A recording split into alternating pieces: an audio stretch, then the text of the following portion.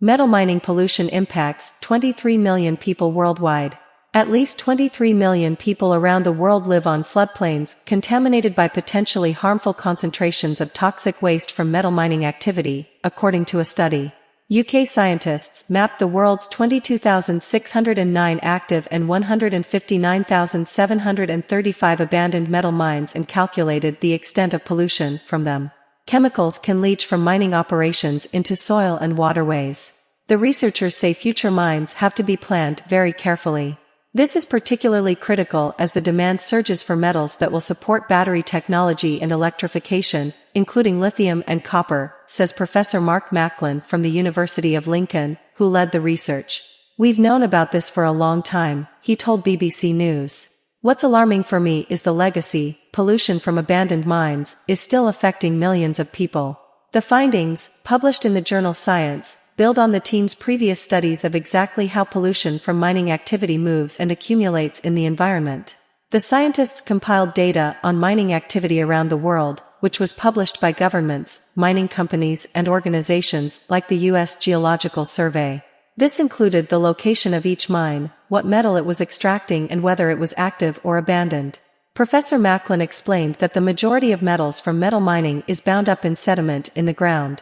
It's this material, eroded from mine waste tips, or in contaminated soil, that ends up in river channels or, can be, deposited over a floodplain.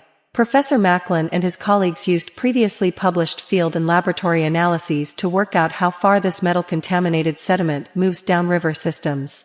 That data allowed the scientists to produce a computer model that could calculate the extent of river channels and floodplains around the world that are polluted by mining waste, both from current and historical mining activity.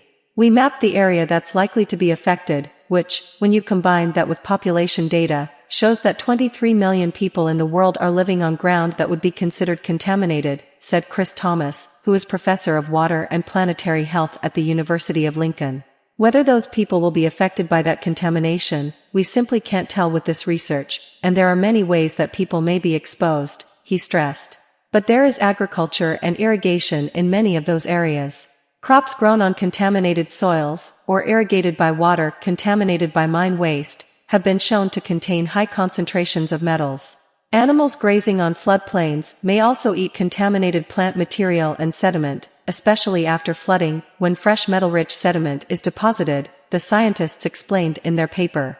With climate change and more frequent floods, Professor Macklin added, this legacy, pollution, is going to extend and expand. Professor Jamie Woodward from the University of Manchester, who was not involved in the study, said the research highlighted the threat posed by silent pollution stored in floodplains. "A good deal of river monitoring is focused on water when the real nasties are often associated with river sediments," he told BBC News. "We need to better understand how contaminants are transported in the environment and where they are stored. This allows us to assess hazards and to mitigate against them. Heavily contaminated floodplain grasslands should not be used for livestock grazing, for example." The researchers point out in their study that metal mining represents humankind's earliest and most persistent form of environmental contamination. Waste from mining began to contaminate river systems as early as 7,000 years ago. Data visualizations by Kate Gaynor and Mike Hills.